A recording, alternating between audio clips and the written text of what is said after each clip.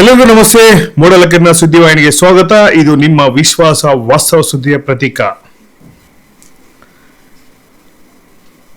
ದಕ್ಷಿಣ ಭಾರತದ ಲೋಕಸಭಾ ಕ್ಷೇತ್ರಗಳನ್ನು ಕಡಿತಗೊಳಿಸಿ ಉತ್ತರ ಭಾರತದ ಕ್ಷೇತ್ರಗಳನ್ನು ಹೆಚ್ಚಾಗಿಸಿಕೊಂಡು ತಮ್ಮ ಹಿಡಿತವನ್ನು ಸಾಧಿಸಲು ಹೊರಟಿರುವ ಕೇಂದ್ರ ವಿರುದ್ಧ ಪ್ರತಿಯೊಬ್ಬರು ಧ್ವನಿಯನ್ನು ಎತ್ತಬೇಕೆಂಬ ಶಾಸಕ ಸಮೃದ್ಧಿ ಮಂಜುನಾಥ್ ತಿಳಿಸಿದರು. ನಗರದ ತಾಲೂಕು ಪಂಚಾಯಿತಿ ಸಭಾಂಗಣದಲ್ಲಿ ರಾಷ್ಟ್ರೀಯ ಹಬ್ಬಗಳ ಆಚರಣೆ ಸಮಿತಿ ವತಿಯಿಂದ ಹಮ್ಮಿಕೊಂಡ ಬಾಬು ಜಗಜೀವನ್ ರಾವ್ ಅವರ ಜಯಂತಿ ಕಾರ್ಯಕ್ರಮದಲ್ಲಿ ಭಾಗವಹಿಸಿ ಮಾತನಾಡಿದರು. ದೇಶದ ಪ್ರಧಾನಮಂತ್ರಿಗಳಲ್ಲಿ ದಕ್ಷಿಣ ಭಾರತಕ್ಕೆ ಬೆರಳೆಣಿಗೆ ಮಾತ್ರ ವ್ಯಕ್ತಿಗಳು ಪ್ರಧಾನಮಂತ್ರಿಯಾಗಿದ್ದಾರೆ. ಉಳಿದಂತೆ ಎಲ್ಲರೂ ಸಹ ಉತ್ತರ ಭಾರತದ ವ್ಯಕ್ತಿಗಳು ಪ್ರಧಾನಮಂತ್ರಿ ಸ್ಥಾನವನ್ನು ಅಲಂಕರಿಸಿದ್ದಾರೆ. ಇದಕ್ಕೆ ದಕ್ಷಿಣ ಭಾರತದ ಲೋಕಸಭಾ ಸದಸ್ಯರು ಬಹುಮತವನ್ನು ಸೂಚಿಸಬೇಕಾಗುತ್ತದೆ.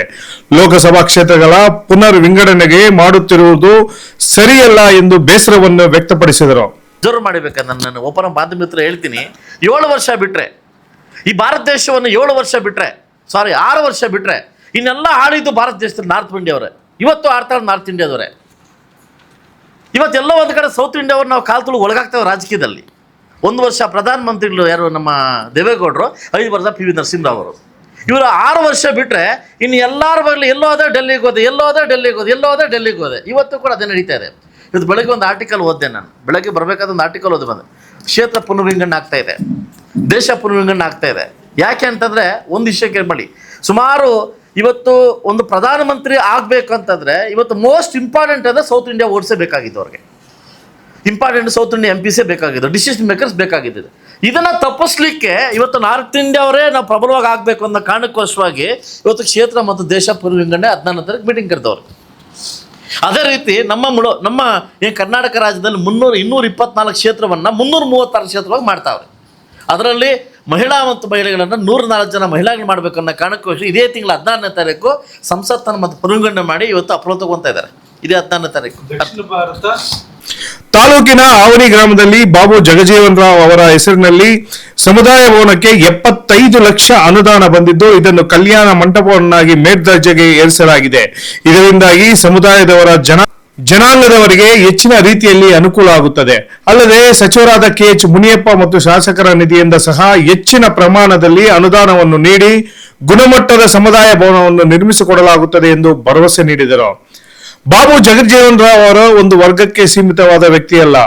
ಆದ್ದರಿಂದ ಇವರು ಸಮಾಜಕ್ಕೆ ಆದರ್ಶ ವ್ಯಕ್ತಿ. ಅವರನ್ನು ಪ್ರತಿಯೊಬ್ಬರು ಗೌರವಿಸುವುದರ ಜೊತೆಗೆ ಅವರ ಆದರ್ಶ ಮತ್ತು ತತ್ವ ಸಿದ್ಧಾಂತಗಳನ್ನು ಮೈಗೂಡಿಸಿಕೊಂಡರೆ ಸಮಾಜ ಉತ್ತಮವಾಗಿ ಅಭಿವೃದ್ಧಿಯಾಗಲು ಅನುಕೂಲವಾಗುತ್ತದೆ ಎಂದು ಅಭಿಪ್ರಾಯವನ್ನು ವ್ಯಕ್ತಪಡಿಸಿದರು. ತಹಶೀಲ್ದಾರ್ ವಿ ಗೀತಾ ಮಾತನಾಡಿ, ಬಾಬು ಜಗಜೀವನ್ ರಾವ್ ಅವರು ಕಾರ್ಮಿಕರ ಒಳಿತಿಗಾಗಿ ಹಲವಾರು ರೀತಿಯ ಯೋಜನೆಗಳನ್ನು ಜಾರಿ ಮಾಡಿದ್ದಾರೆ. ಇವತ್ತಿನ ದಿನದಲ್ಲಿ ಕಾರ್ಮಿಕರು PF ಹಣವನ್ನು ಸೇರಿದಂತೆ ತಮ್ಮ ಹಕ್ಕು ಮತ್ತು ಕರ್ತವ್ಯಗಳನ್ನು ಸರಿಯಾದ ಸಮಯಕ್ಕೆ ಪಡೆಯುತ್ತಿದ್ದಾರೆ. ಅಂದರೆ ಇದಕ್ಕೆ ಕಾರಣ ಅವರೇ. ಅಲ್ಲದೆ ಹಸಿರು ಕ್ರಾಂತಿಗೆ ಹರಿಕಾರರೆಂಬ ಖ್ಯಾತಿಗೆ ಒಳಗಾಗಿದ್ದಾರೆ. ಇವತ್ತಿಗೂ ಸಹ ಅವರ ಹೆಸರು ಅಜರಾಮರವಾಗಿದೆ ಎಂದು ತಿಳಿಸಿದರು. 7 ಬೀಳುಗಳನ್ನು, ಅಸ್ಪೃಶ್ಯರನ್ನ ನಿವಾರಣೆ ಮಾಡಬೇಕು ಅನ್ನೋದು ಅವರ ಉದ್ದೇಶ ಆಗಿರ್ತದೆ. ದಲಿತರ ಪರವಾಗಿ ಅವರು ಧ್ವನಿ ಎತ್ತುತ್ತಾರೆ. ಸಮಾಜದ ಬಗ್ಗೆ ಹೆಚ್ಚು ಕಾಳಜಿಯನ್ನು ಇಟ್ಕೊಂಡು ಕಾರ್ಮಿಕ ಸಚಿವರಾಗಿದ್ದಾಗ 1948ರಲ್ಲಿ ಕನಿಷ್ಠ ವೇತನ ಕಾಯ್ದೆಯನ್ನು ಜಾರಿಗೆ ತರ್ತಾರೆ. ಇವತ್ತು ಕಾರ್ಮಿಕರು ಪಡಿತಾ ಇರ್ತಕ್ಕಂಥ PF ಸೌಲಭ್ಯ ಏನಿದೆ, ಇದು ಇವರ ಸಾಧನೆ, ಅವರ ಕೊಡುಗೆ ಅಂದರೆ ತಪ್ಪಾಗಲಾರದು.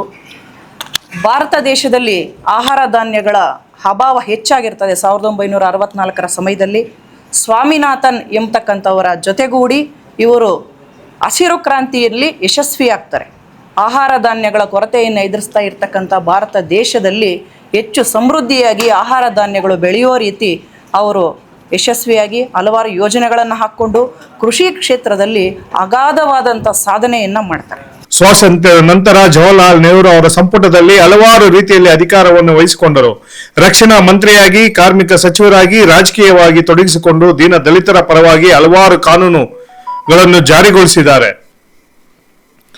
ಆದ್ದರಿಂದ ಇವತ್ತಿನ ದಿನದಲ್ಲಿ ಅವರನ್ನು ಪ್ರತಿಯೊಬ್ಬರು ನೆನೆದುಕೊಳ್ಳಬೇಕು. ಬಾಬು ಜಗಜೀವನ್ ರಾವ್ ಅವರ ಜಯಂತಿ ದಿನವಾದ ಏಪ್ರಿಲ್ 5 ಅನ್ನು ದೇಶಾದ್ಯಂತ ಸಮತಾ ದಿನ ಎಂದು ಆಚರಣೆ ಮಾಡಲಾಗುತ್ತದೆ. ಆದ್ದರಿಂದ ಇವರ ಕೆಲಸ ಕಾರ್ಯಗಳು ಮುಂದಿನ ತಲೆಮಾರಿನ ಜನಾಂಗದವರಿಗೂ ಸಹ ಸ್ಫೂರ್ತಿಯಾಗಲಿದೆ. ಇವರು ಮಹಾನ್ ನಾಯಕರು. ಇವರ ನಡೆ ನುಡಿ ಅನುಸರಿಸಿದರೆ ಸಮಾಜ ನಿರ್ಮಾಣವಾಗುವುದರಲ್ಲಿ ಸಂದೇಹವಿಲ್ಲ ಎಂದರು.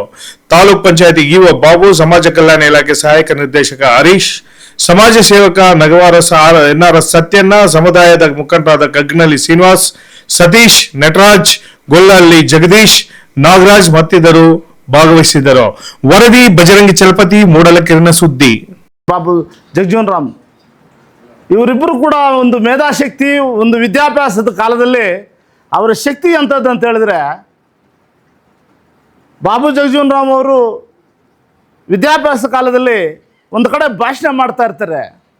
ಆ ಭಾಷಣವನ್ನು ನೋಡಿದಂಥ ಮದನ ಮೋಹನ್ ಮಾಳ್ವೀಯರವರು ಇಂಥ ಒಬ್ಬ ವಿದ್ಯಾರ್ಥಿ ಇಂಥ ಕಡೆ ಬೆಳೆದರೆ ಆಗೋದಿಲ್ಲ, ಇದನ್ನು ಕಾಶಿಯಲ್ಲಿರ್ತಕ್ಕಂಥ ಬನಾರಸ್ ವಿಶ್ವವಿದ್ಯಾಲಯದಲ್ಲಿ ವಿದ್ಯಾಭ್ಯಾಸ ಕೊಡಿಸಿ ಇಡೀ ಮಹೋನ್ನತ ವ್ಯಕ್ತಿಯಾಗಿ ಈ ದೇಶದ ಶಕ್ತಿಯಾಗಿ ತರಬೇಕಂತ ಪ್ರಯತ್ನ ಪಟ್ಟಂಥವ್ರು ಮದನ ಮೋಹನ್ ಮಾಳ್ವೀಯರವರು.